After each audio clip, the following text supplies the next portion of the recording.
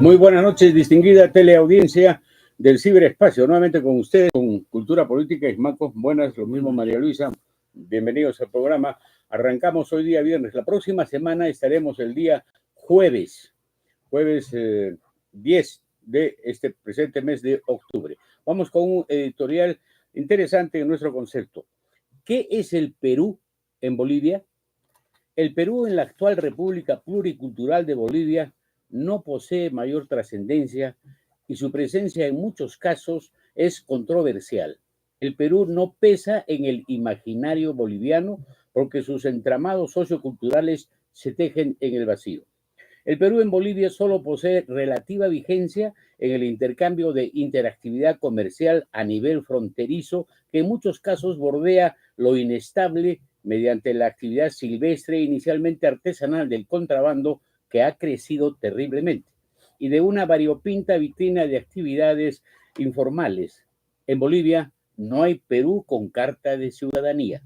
La desconexión del Perú oficial con Bolivia causa problemas en Puno. ¿A qué obedecen las precarias relaciones que no vinculan realmente a las poblaciones que hablan y habitan el entorno geográfico, por ejemplo, del Titicaca, espacio ocupado por conglomerados étnicos e idiomáticos como el Aymara? ¿Qué desune, o mejor dicho, qué no reúne con mayor consistencia la supuesta hermandad peruano-boliviana?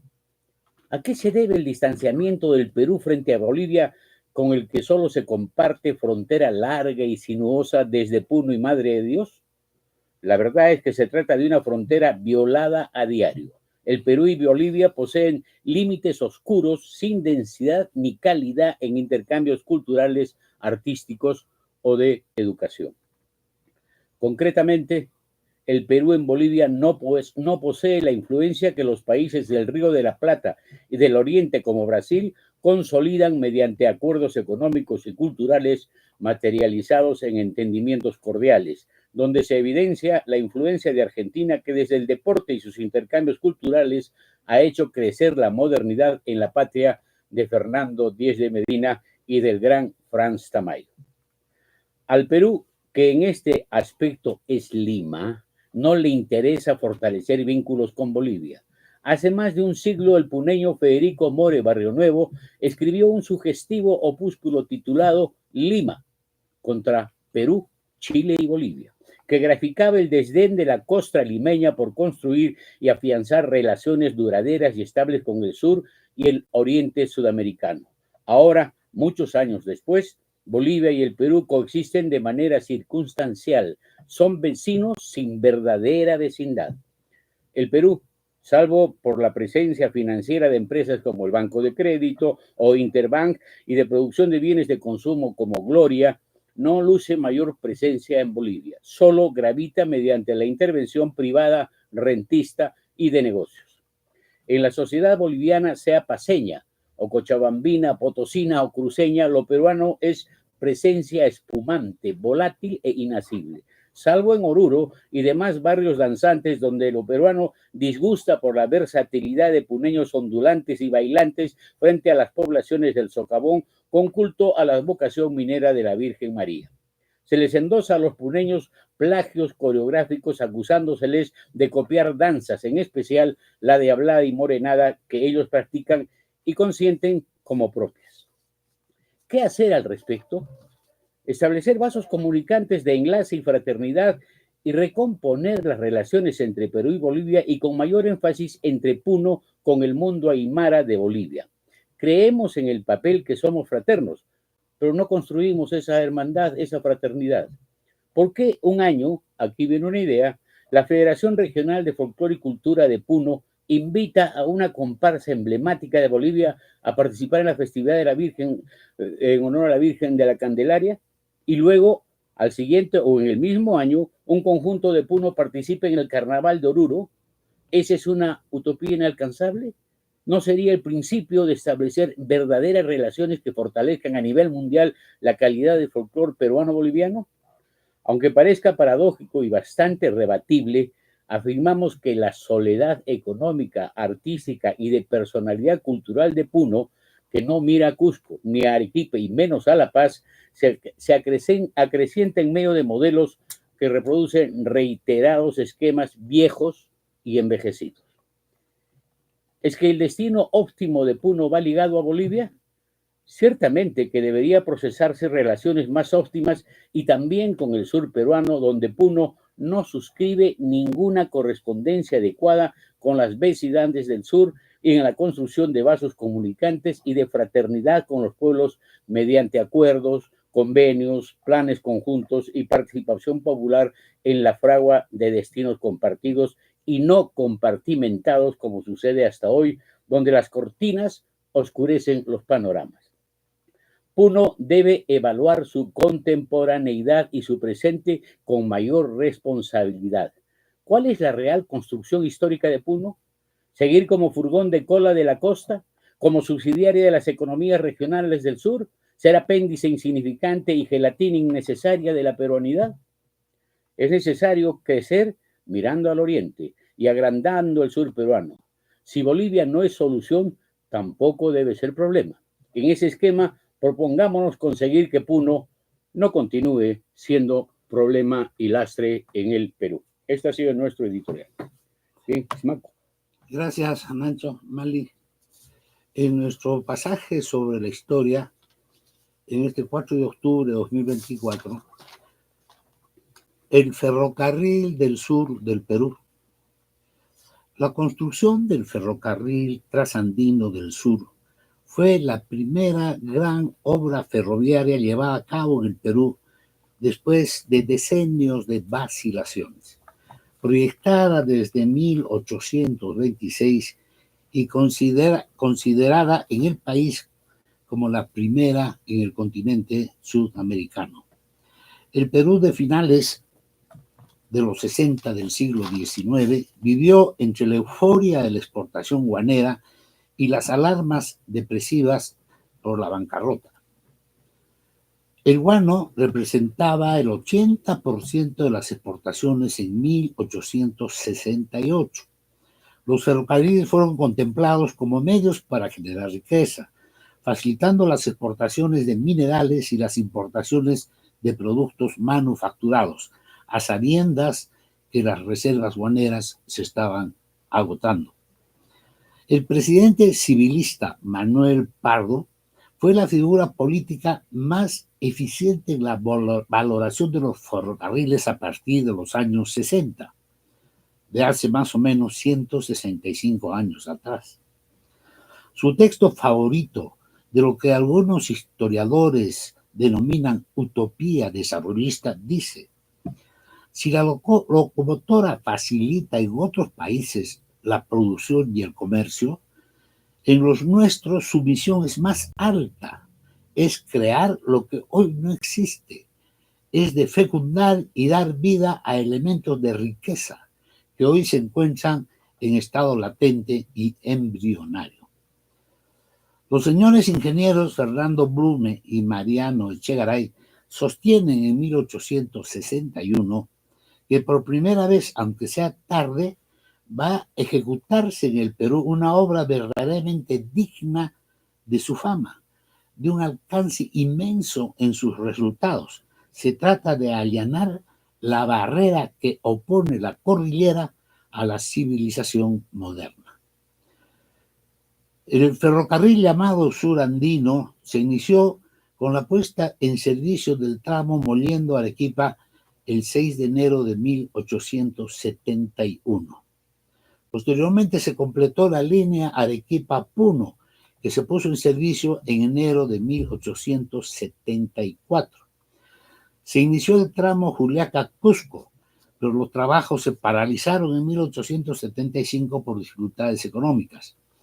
En 1890, después de 15 años de inactividad debido a la guerra y otras causas, y firmado el contrato Grace, se reiniciaron los trabajos por parte, esta vez, de la Peruvian Corporation, para llegar al Cusco en 1908.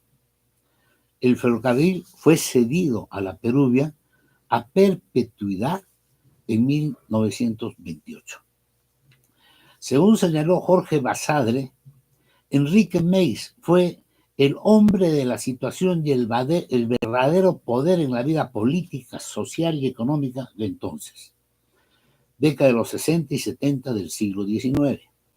Y este señor fue invitado al Perú por el presidente Pedro Díez-Canseco en 1868, justamente para que pueda construir las vías ferroviarias que el país necesitaba. La primera obra de Meis fue la vía Arequipa-Mollendo, la cual pudo realizar aun cuando arrastraba muchas deudas. En los años siguientes logró este señor Meis ganar licitaciones para otras obras como las vías Arequipa-Puno y Lima-Noroya. No se debe negar que Henry Meis usase el soborno para conseguir sus fines. No cabe duda que con ese método manejó a los hombres que dirigían el Perú, señala su biógrafo en su libro Yanqui Pizarro. Igual ayer como hoy, con la diferencia que hoy hay gran cinismo. El ferrocarril fue una herramienta fundamental para la hegemonía arequipeña en el sur andino. Alberto Flores Galindo aclaró este desfase social, sosteniendo que los beneficios para Arequipa y su clase dirigente no fueron equivalentes para otras áreas y otros pobladores del sur. Con el ferrocarril se inició el ocaso de las grandes ferias rurales como la de Vilque y la ruina de los arrieros. El ferrocarril desplazó a otras rutas que comunicaban a la costa con el altiplano, la ruta Majes-Caylloma-Cusco o la ruta Puno-Moquegua, trajinadas constantemente por campesinos desde tiempos inmemoriales, fueron relegadas.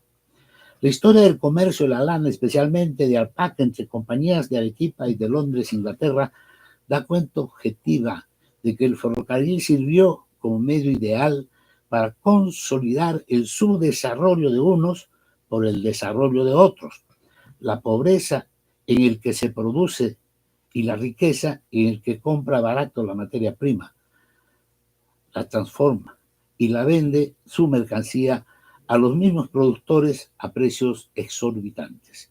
Es el dibujo de la historia viva de la civilización humana. Hasta aquí nuestra historia. Bien, ahora vamos a entrar a nuestra fase de conversación sobre memoria, pero con una acotación de mala memoria y desmemoria. Y no estamos hablando de la memoria que es inherente a nuestra condición humana para recordar cosas. Inclusive Jorge Luis Borges dijo que la memoria era algo para olvidar, pero se refería justamente a que nosotros tenemos esa criba, ese tamiz de olvidar la mayoría de cosas que nos suceden y solamente relevar algunas trágicas, pero básicamente opacar esas memorias negativas. Pero de lo que vamos a hablar ahora, Maco, me parece que sería adecuado, es la construcción de memoria histórica para el país. Es el valor que tenemos de estar adecuados a la historia y no tergiversarla, porque una historia desdibujada porque se ha inducido a construir malas memorias o tergiversar la historia es algo negativo 100%, porque nos ubica en el despeñadero, en el descrédito y en vivir tolerando falsedades. Así es, ¿no? Yo creo que primero debemos puntualizar, y creo que todo el mundo sabe esto, que la memoria es una de las funciones cerebrales superiores. Claro, obvio. Y que tiene tres fases claramente establecidas, ¿no? El dato, ¿no? La imagen, el texto que uno acoge y almacena como dato. Eso lo codifica, lo almacena y después lo retrotrae. Es como una computadora, ¿no? Lo reproduce y ahí está el problema, porque en este proceso la memoria no es más que son datos. Las personas construyen esa memoria y entonces viene lo que tantas veces hemos planteado en este programa, Nacho, y es si la memoria y el recuerdo son objetivos o obedecen a lo que podríamos indicar construye el recuerdo. Ujú. El recuerdo de una persona es construido por esa persona. Entonces aquí hay un debate también muy interesante si es el cerebro es el que piensa o es El sentimiento. en el cerebro suceden algunas cosas cuando yo pienso. Ujú. Entonces, ahí es un debate bien interesante que están haciendo los neurocientíficos en la actualidad, ¿no?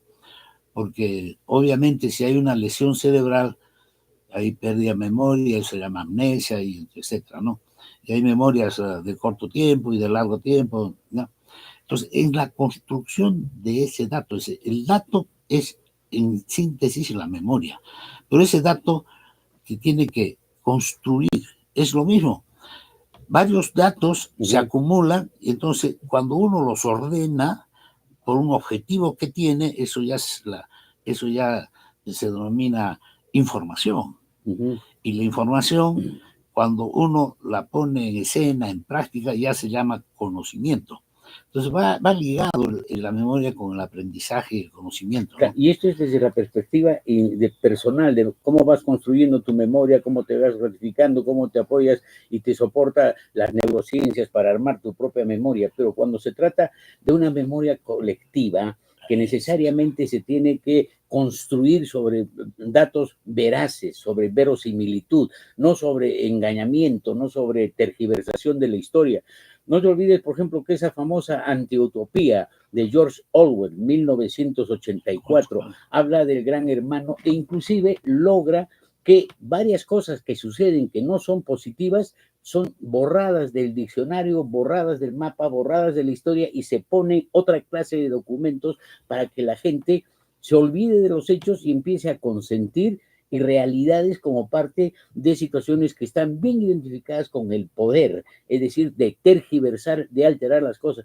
Uno de los más grandes también, realmente constructores de desmemoria en los pueblos, ha sido José Stalin. Y Stalin construía historias en función a sus requerimientos y a eclipsar situaciones, por ejemplo, de los grandes procesos que hubieron donde aniquilaron a sus opositores, etcétera. Y también está sobreviviendo en nuestra época actual la posibilidad es de construir memorias alteradas para magnificar a personajes y ponerlos como prohombres cuando en la realidad han sido todo lo contrario, ¿no? Entonces, ese es un peligro porque no tenemos en el Perú actualmente, Ismaco, una visión real de aproximarnos a la historia. La historia nos hace daño, la evadimos, no la conocemos y entonces perdemos memoria colectiva, conocimiento con conciencia de nuestra realidad, ¿no? Porque la historia debería clarificarnos estas cosas para saber cómo marchamos en una ruta de evidencia, de verosimilitud, de verdad, ¿no?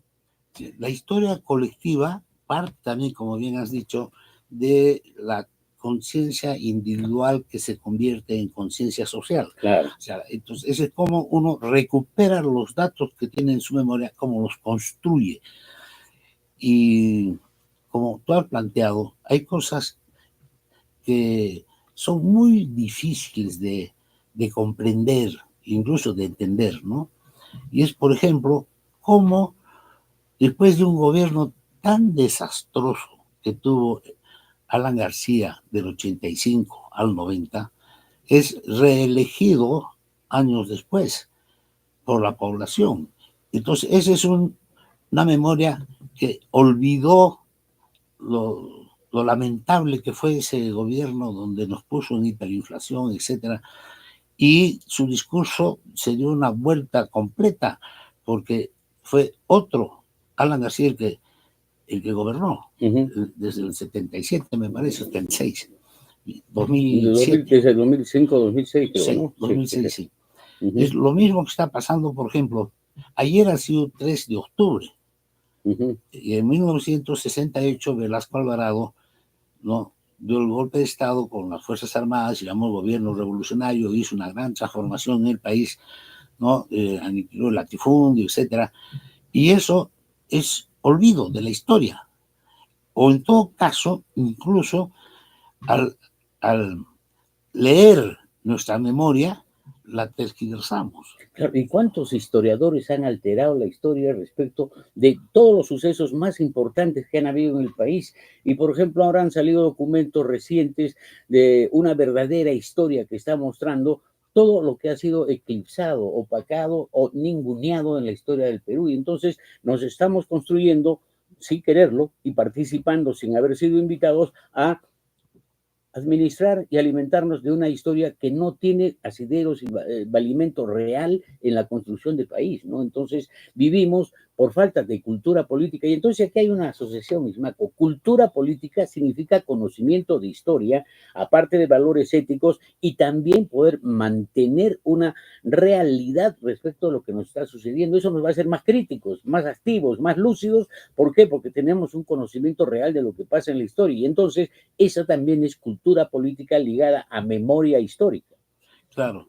Y hay algunos artículos que en estos días se están planteando si fue o no indispensable la magnitud del shock económico que hizo Alberto Fujimori en 1990. Y ahora se está volviendo a plantear eso, y eso para mí es interesante. ¿Por qué? Porque si bien es cierto, no se cortó la inflación pues en meses, sino después de 2-3 años. Tuvo que dar su autogolpe de Estado el 5 de abril del 92 y recién se empezó a controlar la inflación. No fue de un día para otro, ¿no? El control de esa hiperinflación. Pero no se repara en las gravísimas consecuencias de mediano y largo plazo que ha tenido ese shock económico de Fujimori para el país y para la construcción de ciudadanía. Uno de ellos es que no tenemos partidos políticos en el Perú ahora vigentes, y ahí se han aliado obviamente los dirigentes del APRA, los dirigentes de la izquierda, de las diferentes facciones, que se han autoaniquilado políticamente por esta fuerte presión que ejercían desde el poder 10 años, ¿no? Donde han aniquilado el movimiento sindical, claro, etcétera. Ahora, ¿cómo se consiente y se alimenta la polarización, el ensañamiento que hay respecto de que unos buscan conocer una historia verdadera con memoria efectiva y otros que leen historias alteradas y tergiversadas? ¿Cómo se defiende ahora nuestra niñez que está en los textos validados por el Ministerio de Educación con historias que no dicen la verdad y que inclusive enaltecen a personajes y tergiversan el rol de la población en la lucha frente a Sendero, magnifican el rol de las Fuerzas Armadas frente a Sendero? Y entonces ahí tenemos una disparidad, una polarización, y estas malas historias, estas narrativas históricas negativas, lo que están construyendo es desavenencias, distanciamientos y no un asidero formal sobre la verdad. El Museo de la Verdad de LUM, de la memoria que está en Lima, etcétera, quiere a cada rato ser clausurado, quiere ser cerrado, porque ahí se están mostrando cosas que efectivamente sucedieron y no se están maquillando las realidades o ocultándolas unas para magnificar a otros personajes. Y entonces estamos haciendo historia, estamos construyendo memoria de manera falsificadora, de manera atentatoria a la integridad de lo que es el devenir del país, ¿no? Ese es un problema bien grave. Quizás una explicación de todo eso esté en que algunos sostienen que la buena salud de la memoria depende de cómo también olvidas algunas cosas de esa memoria. Eso se llama en psicología la racionalización. Uno oculta para defenderse, claro. Se defiende, claro, se autoprotege, ¿no es cierto? Entonces, ¿hasta qué punto nuestra ciudadanía, las familias de este país, ¿no?, prefieren no recordar lo que sucedió? Lo saben bien y prefieren pasar el día lo mejor posible. Entonces ya estamos entrando en otro escenario, es la evasión. La evasión, que entonces, bueno, lamentablemente hay muchos instrumentos que nos ayudan a evadirnos de la realidad, ¿no? Es el espectáculo, bueno, la cultura, mitos modernos, la cultura del espectáculo, claro, eso nos hace olvidar realmente quiénes somos y por qué somos lo que somos ahora como ciudadanía, como país, ¿no? Ahora, si quisiéramos construir una auténtica peruanidad, un sentido efectivo de patria, no de chauvinismo ni de nacionalismo, sino de bases serenas y sensatas para construir convivencia, sentido de historia, proyección hacia el futuro, es necesario que las narrativas históricas se asienten sobre eh, asideros de verdadera realidad. Es decir, esa verdadera realidad no es un pleonasmo, no es una exageración, es una especie de obligación. Sepamos qué es lo que tenemos entre nosotros y qué es cómo hemos consentido situaciones, cómo hemos evadido realidades y por qué ahora somos tan diletantes, es decir, que bueno, nos interesa la circunstancialidad, la coyuntura y no la forja de reflexión sensata sobre nuestra historia, o sea, sobre nuestra verdadera memoria colectiva, que es lo que en mi concepto construye peruanidad, ¿no? Sí, yo creo que en la educación, en el sistema educativo, en la educación básica regular, hay textos que deben indispensablemente ser lectura obligada y reflexiva sobre, por ejemplo, Pablo Macera en la historia del Perú, por ejemplo, Basadre. Eso no se enseña.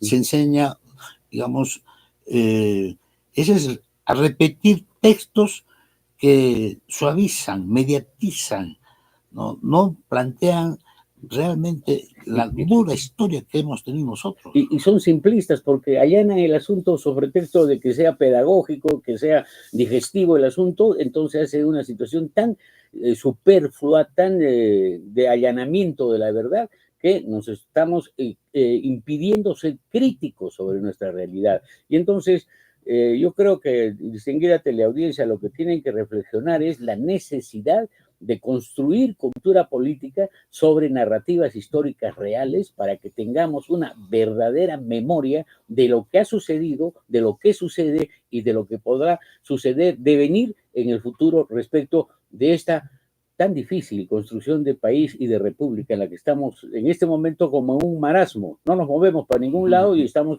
casi contentos dentro del pantano, ahogándonos, y sabe Dios quién podrá salvarnos. Hay un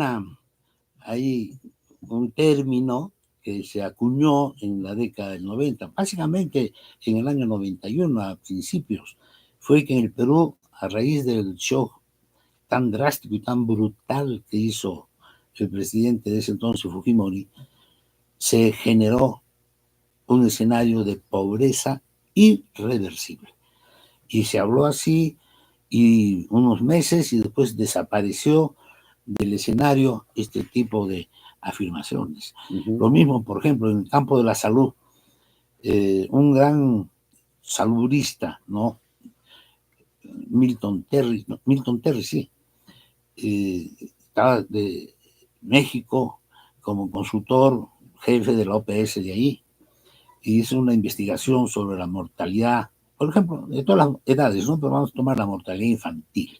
Y comparó la mortalidad infantil de la década del 60, de la década del 70 y la década del 80, de todos los países de América, desde América del Norte, del Centro y del Sur, todos los países, ¿no? Y eso, como hace cualquier investigador, sus categorías, etcétera, y clasificó a los países según esas categorías y demostró un nuevo lenguaje que se llama tasas reducibles de mortalidad, y demostró que en la década del 60 las diferencias entre, por ejemplo, Canadá, Estados Unidos y Paraguay, Bolivia, Perú, eran muy anchas las diferencias.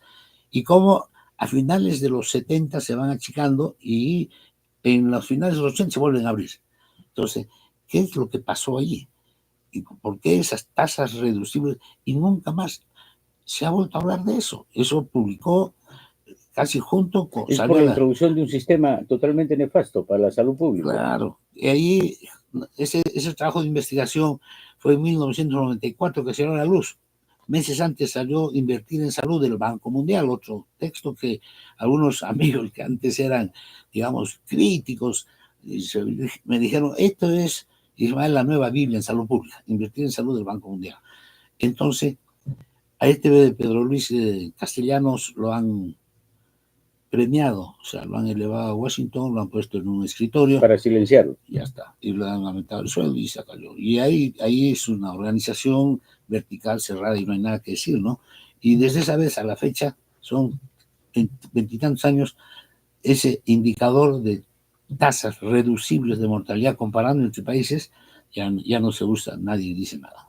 Bueno, y entonces lo sensato y lo real en este momento es que afirmemos que la construcción de narrativas históricas y de memoria efectiva no tiene por qué polarizarnos, sino darnos unos niveles conscientes de conocimiento de nuestra realidad. No todos los gobernantes son 100% malos, ni todos son 100% óptimos y buenos, como se quiere hacer pasar ahora, poniéndolos con ditirambos, con elogios, como si fueran realmente imprescindibles. Eso hicieron con Augusto Pinochet. En los años que gobernó era un prohombre. Eso también hicieron con Leguía y eso pretenden hacer con Fujimori, etcétera. Y eso no es verdad. ¿Ha habido aciertos en algunos de esos gobiernos? Sí. ¿Ha habido desaciertos también? ¿Cómo se construyó esas narrativas políticas, esas gestiones? Eso nos los produce la memoria consciente y crítica a la que debemos acudir para tener una adecuada cultura política, de sensatez, de comprensión de la dificultad que es la gestión pública, pero no caigamos en esos elogios exacerbados que nos entorpecen raciocinio. Supongo que esto puede haber sido parte también de una conversa que permita que se continúen los debates sobre la necesidad de tener memoria ajustada a nuestra realidad. Claro, Nancho, y la piedra de toque ahí, la piedra de toque para eso es la educación en los niños. Esa es la piedra de toque. Porque si le vamos a seguir enseñando a repetir y a repetir lo que decían, a memorizar textos sin entenderlos, sin comprenderlos, sin criticarlos, obviamente vamos a tener una ciudadanía que olvida y que no reconoce su historia, su pasado, ¿no? La historia no como placebo, no como un calmante para atenuar nuestras inquietudes y convertirnos en especie de autómatas, ¿no? De la modernidad. Bien, esta ha sido nuestra conversación sobre memoria, mala memoria y desmemoria, que son parte de este tinglado tan complejo en estas sociedades contemporáneas. Nos vamos con la anécdota de el día de hoy.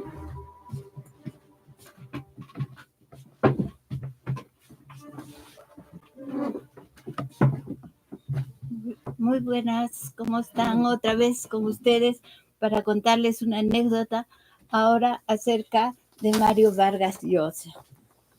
Muchas veces el escritor tuvo que dar explicaciones acerca de sus personajes.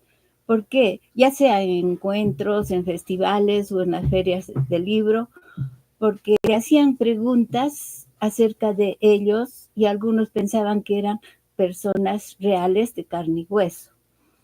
Una vez en una feria del libro de Madrid, de repente alguien le reprochó y le dijo: señor Vargas, usted se ha portado muy mal con Urania. ¿Y quién era Urania? La protagonista de la fiesta del chino.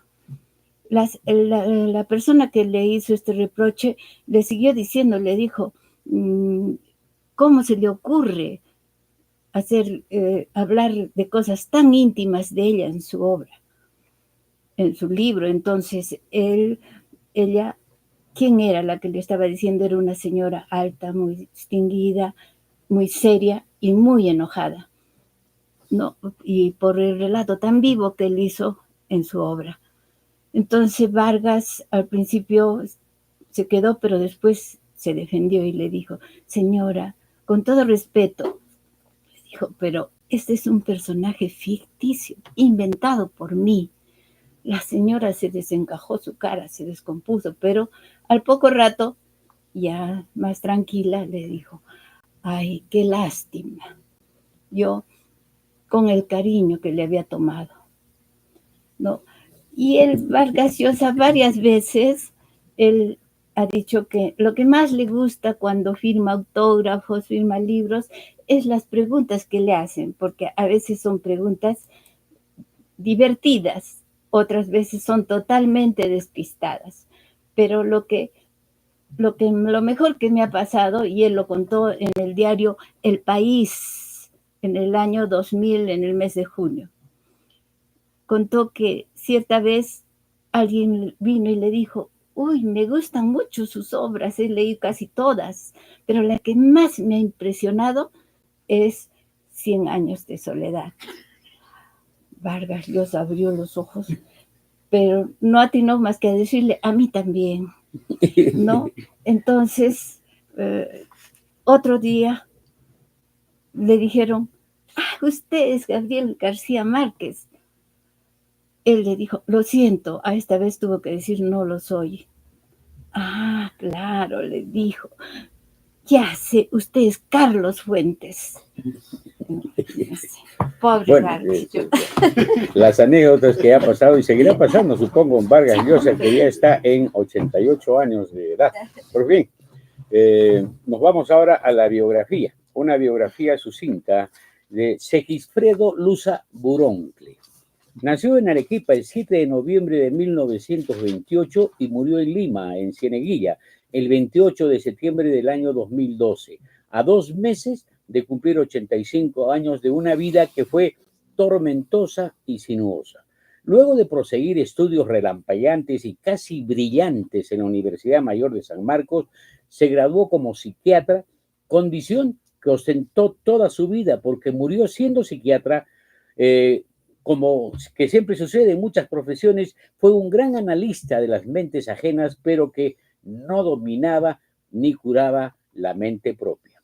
Luza Buroncle primero deseó ser gastroenterólogo, pero se decepcionó, según él, de la simpleza de esa disciplina e ingresó a psiquiatría en la Universidad Mayor de San Marcos, donde por indicación y casi imposición de otro psiquiatra, como fue su paisano Honorio Delgado, que le indujo a leer a Karl Jaspers en su cenital obra compilada en 2 tomos de Psicopatología General.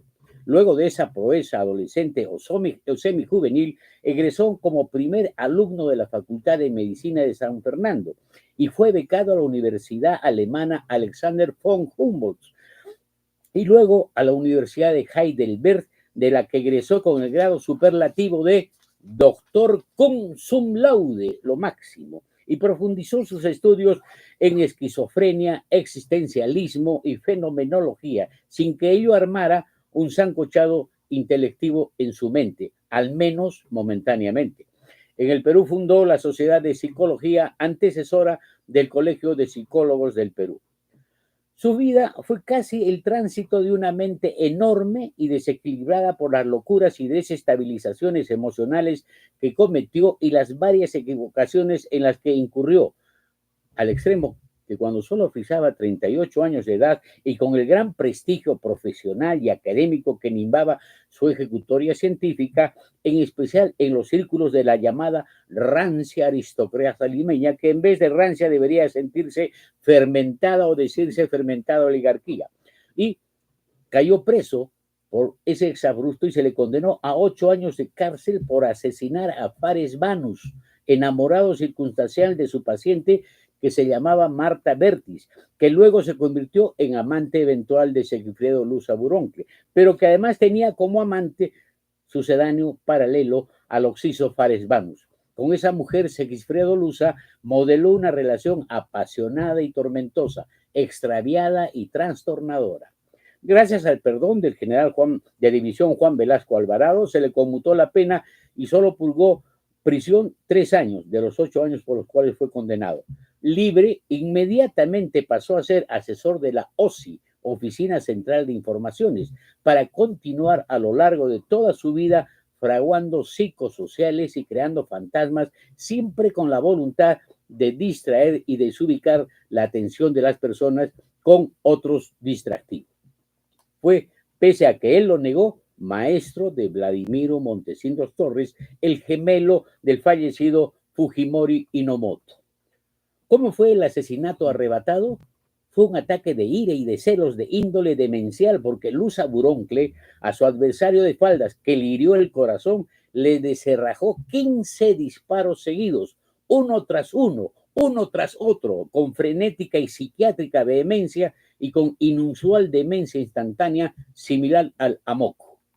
Antes del fatal desenlace, Segisfredo Luza se casó con Teresa de Rábago, con quien tuvo 4 hijas, o como dicen los arequipeños en risible pleonasmo, 4 hijas mujeres, como si decir hijas exigiera la reiteración de recalcar diciendo hijas mujeres, en fin.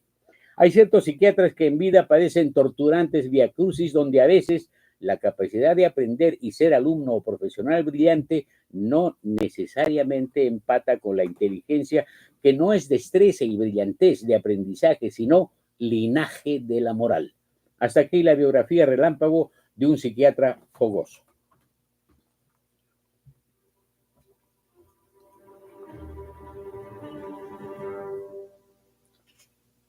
Ahora nos vamos a nuestra estación, la última, una poesía del poemario Reverso, poema inédito de Iván Alfredo Cuentas Aparicio, uno de los 7 ciudadanos, que juega con verso y dobla su significado con adverso. Y damos lectura a su poema Amistad.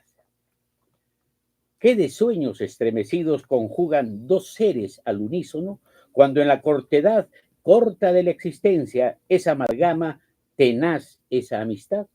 Al conjuro de ansiosas ideas que uno al andar recolecta, respuesta inmediata, atención presta, deviene del que en apuros te atiende. Si en el instante preciso de un juego peligroso hallarte hubieres en tremenda desventaja, basta voltear la mirada presurosa y la respuesta inmediata te dará a la cara. Posible es, y por qué no, la desgracia. Y si en la vida cada paso es traspiés, la amistad verás engendra la medida que endereza tu ruta y tu bien. En tráfago de irretornable caída, muchas veces no hay mano a la mano. Se diluyen los esfuerzos del coraje altivo y no hay cuidados, pues está ahí presente la mano amiga. No desmayes en ubicar los peligros que a fuerza de tiempo nos depara el destino. Y si ves al amigo tirado en el camino, la mano que lo eleve será tu corazón.